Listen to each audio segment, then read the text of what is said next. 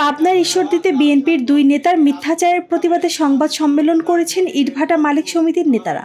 বুধবার লক্ষ্মীকুণ্ডা বিলকেদার এলাকায় আয়োজিত সংবাদ সম্মেলনে সমিতির সভাপতি মোহাম্মদ সান্টু বিশ্বাসের সভাপতিত্বে লিখিত বক্তব্য পাঠ করেন সাংগঠনিক সম্পাদক মোহাম্মদ লিটন মাস্টার। তিনি বলেন, ১ আগস্ট ঈশ্বরদী প্রেস ক্লাবের শামসুদ্দিন মালিথা ও জাকারিয়া পিন্টুর করা সংবাদ সম্মেলনে ইটভাটা মালিকদের বিরুদ্ধে যে মিথ্যা অভিযোগ তোলা হয়েছে তা সম্পূর্ণ মিথ্যা, ভিত্তিহীন ও বানোয়াট। আরো জানান, বিএনপির হাবিবুর রহমান হাবিবের বিরুদ্ধে চাঁদা নেওয়ার অভিযোগও সাজানো।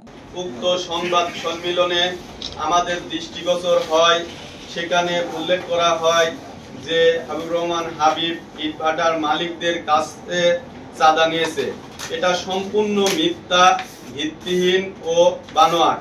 তাহারা নিজেদের দোষ ত্রুটি ঢাকার জন্য এই মিথ্যা, ভিত্তিহীন, বানোয়াট কথা প্রচার করছে।